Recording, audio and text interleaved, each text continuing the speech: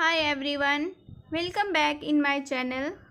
Today's story is Honesty Rewarded. In this story, I will translate English sentences into Hindi and we will see the vocabularies, reading skills. So let's begin the story. Honesty Rewarded. इसका अर्थ हुआ honesty मतलब ईमानदारी, rewarded मतलब पुरस्कृत किया गया, यानी मतलब कि ईमानदारी को पुरस्कृत किया गया। वन डे एक दिन, टू पैडलर्स, पैडलर्स का मतलब होता है घूमकर बेचने वाला। एक दिन दो घूमकर बेचने वाला, वन ऑनेस्ट एक ईमानदार, द अदर क्रूक दूसरा धूर्त, विजिटेड अ टाउन एक शहर आया, the crook went to a house धूर्त एक घर में गया, टू सेल ट्रिंकेट्स, ट्रिंकेट्स का अर्थ हुआ हल्का गहना। तो एक क्रूक एक धूर्त एक घर गया अपने हल्के गहने को बेचने के लिए। अ गर्ल वांटेड सम एक लड़की कुछ चाहती थी, मतलब कुछ खरीदना चाहती थी, बट हर ग्रैनी, ग्रैनी मतलब हुआ नानी, लेकिन उसकी नानी डिड नॉट हैव मनी, उसकी नानी के पास पैसे नहीं थे।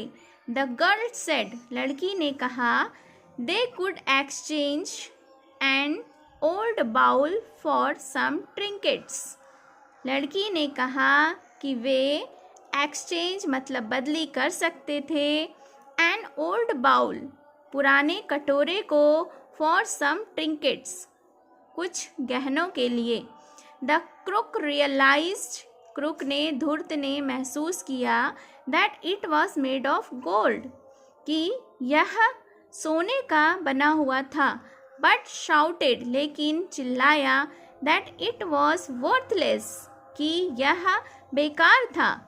लेटर बाद में, द ऑनेस्ट पेडलर अराइव्ड बाद में एक ईमानदार पेडलर बेचने वाला वहाँ पहुँचा, सेलिंग बीड्स जो कि मनका सेल कर रहा था, बेच रहा था। मनका छोटे छोटे दाना होता है मोती का, जिसको कि पिरो कर माला बनाया जाता है, उसे मनका कहते हैं।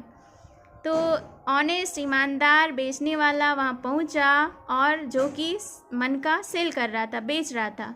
The girl convinced her granny girl ने लड़की ने अपनी नानी को राजी किया, that he would accept the old ball, उसने कन्विंस कर लिया, राजी कर लिया, और वह ओल्ड बॉल पुराने कटोरे को एक्सेप्ट करने के लिए यानी स्वीकार करने के लिए वह तैयार होगा।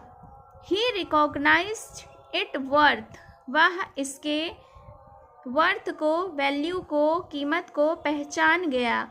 And gave them a good deal, और उन्हें एक अच्छा सौदा दिया, ऑफ मनी पैसे का, एंड गुड्स और सामान का। When the crook returned later जब धूर्त बाद में वापस आया, the granny called him a cheat, granny ने यानी नानी ने उसे ठग कहा।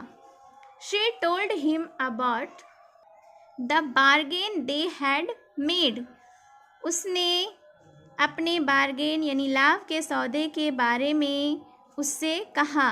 Moral of the story is sometimes shrewdness pays, shrewdness का मतलब होता है धूर्तता, समटाइम्स यानी कभी कभी, pays का मतलब होता है चुकाना, तो इसका अर्थ हुआ कभी कभी धूर्तता चुकानी पड़ती है।